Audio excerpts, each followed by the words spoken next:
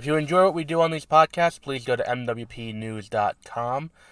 There you can see articles about some of the movies we've seen, some things that we don't talk about on podcasts, and links to ways you can support the show. Thank you.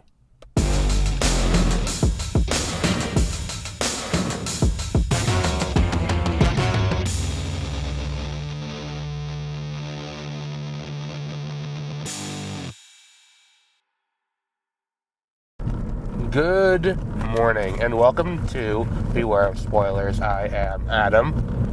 We're here today to talk about Dune Prophecy Episode 3. So we're now halfway through the show.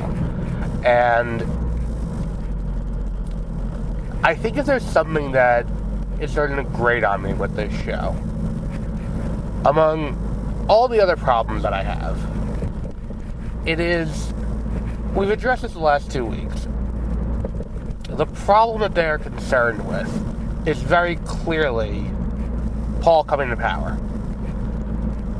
Like, very clearly the thing that they are trying to avoid is their own loss of power and all of that. And it's a very, like, look, we don't get Star Wars without Dune. It's a very Star Wars problem that Bene Gesserit have here. It's very much the Jedi in the prequels. We are so concerned with our own power. We are so concerned with, maintaining our power, gaining institutional power, and just keeping it. We're willing to put up with stuff that we shouldn't and do things we probably shouldn't just to maintain that. And therein lies kind of my big issue with kind of where we are in this show. Where it's like, clearly what this show is their fear of doing whatever is going to set them on the path to create Paul. And Paul will ultimately be their undoing. Which is why this episode you get that moment where you see all the stuff like we're doing all the stuff with selective breeding, and we want to create bloodlines that will go the right way, and will give us leaders who can't be corrupted, and all of that stuff. Okay, great. That's all great. I like, cool. You're taking away free will from the galaxy, but whatever. It is what it is. Fundamentally, though, the issue that I have with the way this is portrayed is I don't think that it's very clear that the things they're doing here will reverberate down the line, and by the end of this show, what's going to end up happening is the decisions they make are going to directly lead to the creation of the Kwisatz Haderach, which is the problem that they want to avoid. Not because they don't want the Kwisatz Haderach, they want that. They want the male Bene Gesserit who can lead on their behalf. That's what they want. But they want want Paul under their control, or they want whoever is going to be under their control. And therein lies kind of the big issue, where it's like, and we talked about this last week or earlier this week when we did episode 2, but, Paul was not meant to be the Kwisatz Haderach. It was meant to be the daughter of, or the son of Fade and the female child that Jessica was supposed to have instead of Paul. Like, that was kind of where, that was supposed to be the Kwisatz Haderach. It was a controllable version of the controllable version of that power. And to that end, the whole thing is kind of weird. Now, what I also don't appreciate is the amount of times they wink and nod to the audience about what's going on. Because here's the thing: you're not watching this show if you didn't watch Dune. If you've never watched Dune before, you're not jumping like, let me watch this. So we know, like, a lot of the things are like veiled references that apply to, I think his name is Desmond, not Jason Momoa, we'll call him, the guy who had the encounter with Shai Hulud and came back a firebender. Like, he is clearly, he's the one that they keep trying to apply this prophecy to. The prophecy is, the undoing of the Bene Gesserit. It's something like the undoing of the sisterhood will come from someone who was born twice, or a man born twice, once naturally and once in spice, or something like that. I don't think it rhymed, but, it is what it is. One of those neither can live while the other survives deals. And we know, the audience knows, that's not what they're referring to. They're not referring to this fuck. And that's fundamentally the issue. Because I've seen Dune, and I've seen Dune Part 2. I've seen Dune Part 2 probably more times than most people. Because I went to the theater multiple times, and I've watched it on HBO Max, and all of that. And I think that, the issue that I have fundamentally with this is, if you've watched Dune, this means nothing going forward, because clearly they're going to stop Desmond, because the Bene Gesserit's intact and doing worse things years down the line. And then clearly they're going to, Clearly they're going to defeat, what's his name? And clearly they're referring to Paul. And again, Paul is 10,000 years in the future. If you go back in time right now, go back 10,000 years, again, I will point this out every time I have to, we are at the Battle of Jericho. And imagine being so concerned about something not the Battle of Jericho, I'm sorry, the Battle of Jericho, that's too recent. The founding of the city of Jericho was 10,000 years ago. It is an unfathomably long time. It is still the Neolithic era, 10,000 years ago. So to sit here and act like we're dealing with something that's this is an imminent threat we need to deal with right now. Now, granted, they don't know that it's not an imminent threat, and they see this guy in front of them, Desmond, who could be the imminent threat, but they're not playing with that well enough where I care. They're not playing enough with the fact that, this could be something that, this could be something right now.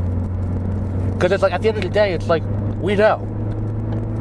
We know. And I think the thing is, too, by giving this guy these powers, giving him the power, the fire powers, you are upping the ante in a way that is not consistent with the rules of this world as established up until this point. This is not something that we've seen. This is not, that's the thing, is that it's we again, using the movie as a touchstone, they talk about Paul, and they say the Kwisatz Haderach is a power that this world has not known before. And it's okay, cool, I get that. That's, that's accurate. But, is the ability to set people on fire from halfway across the known universe not also a cool power? And, that's the thing, too, is that it's this show does so much in terms of, lore, that I'm just kind of why? The girl who died, or rather didn't die, and is instead now sitting in stasis. It's oh yeah, let's just pump her full of spice, that'll keep her alive. And I'm is that how spice works? I don't recall that being, I know spice has, limited prescience, and, it extends the natural life, and all of that, but, does it have a healing factor? I don't remember spice having a healing factor. And then the other thing was the blue shit to invoke the agony. And for those who may not remember, the agony is what Jessica and Paul both go through when they drink the Powerade that comes out of the worm. And the issue with that is, again, using the movie, which clearly this is using the movie. A lot of the imagery is of using the movie.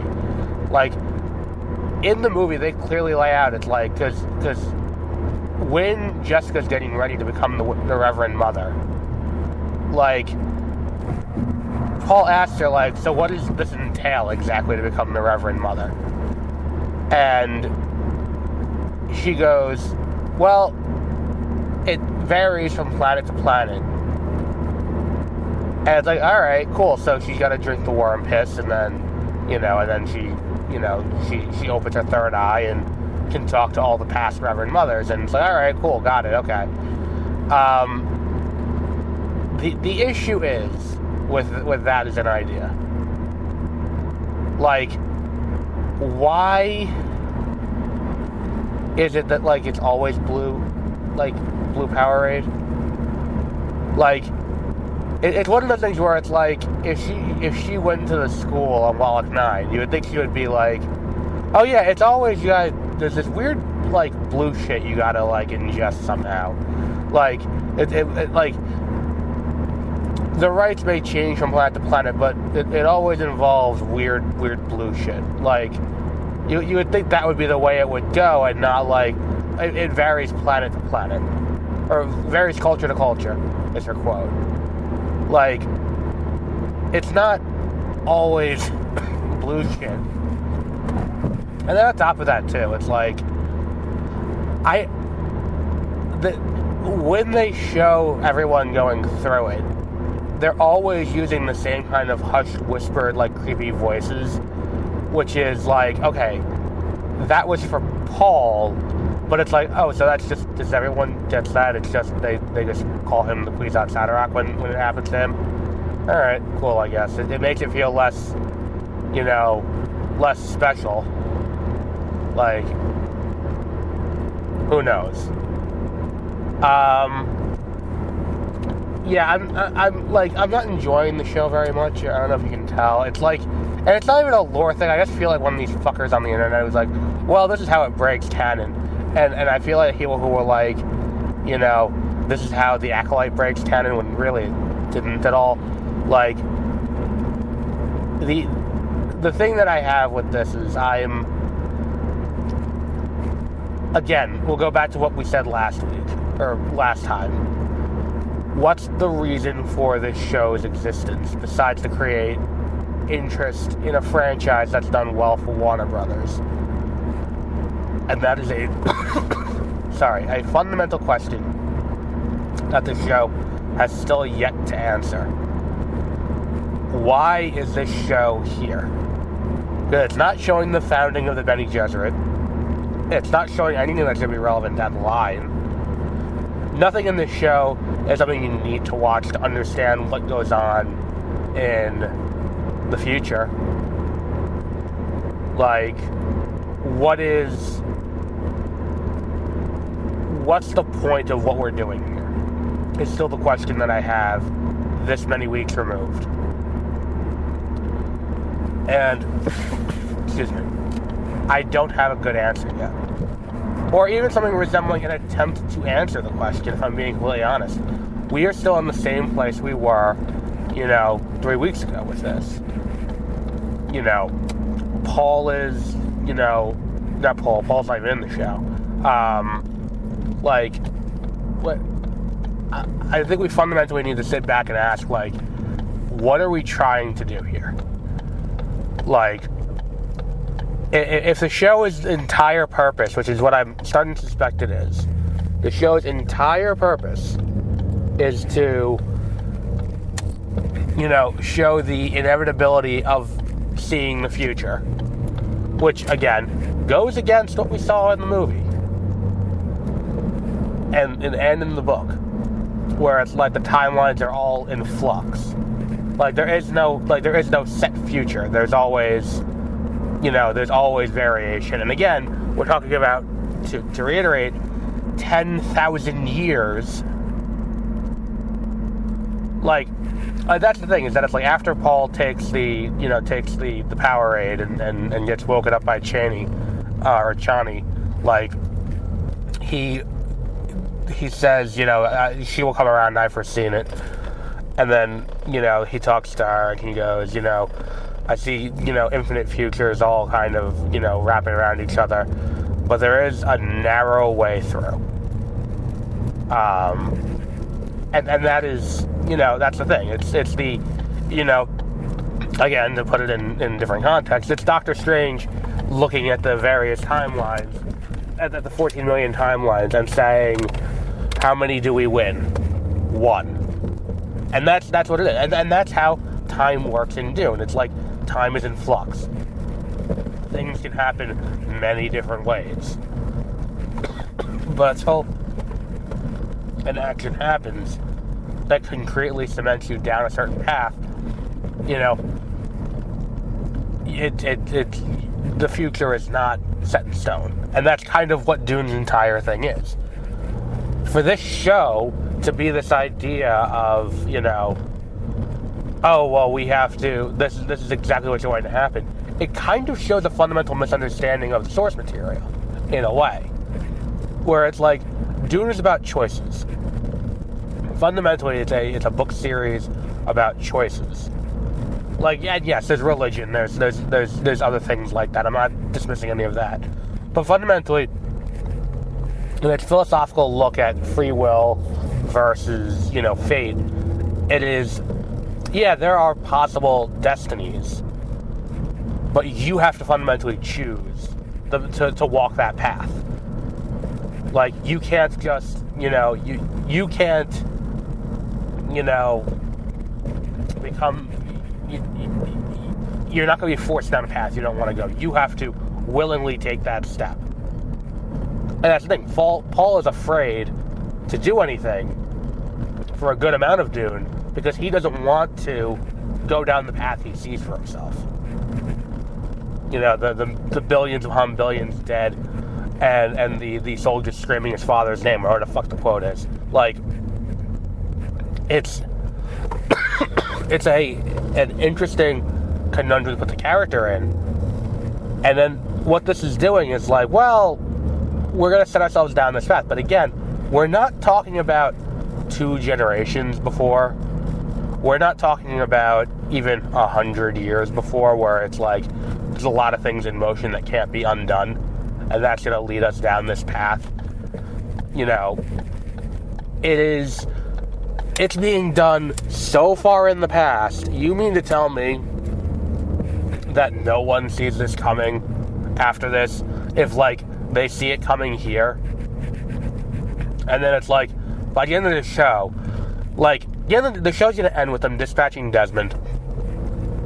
Desmond's going to end up dead. And then they're still going to have this vision of the future of the Bene Gesserit losing their power. And it's like, well, what are they referring to? And in which case, if you have this for 10,000 years, you would think you would rethink a lot of what you're doing, to try and be like, well, what, like, you'd have like 1 or 2 whose job is just try and figure out what it is about the future that's causing that to happen. And that's fundamentally kind of my issue with this, where it's like, why is that not the case? Why is it not, why is it something that we're sitting here and just kind of waiting for something to happen? It's unfortunate. But I think that's a good place to wrap up for today. Our next episode on here will be Blitz. We will be talking about Blitz on what's that called? On Wednesday. Tomorrow on Exploring Hyperspace Lanes, we will be talking about what's it called? We'll be talking about Skeleton Crew, which is coming out. Yeah, that's tomorrow. Okay. Asshole. Yeah, Skeleton Crew comes out tonight, so we'll be talking about it tomorrow. But until our next episode, have a great rest of your week.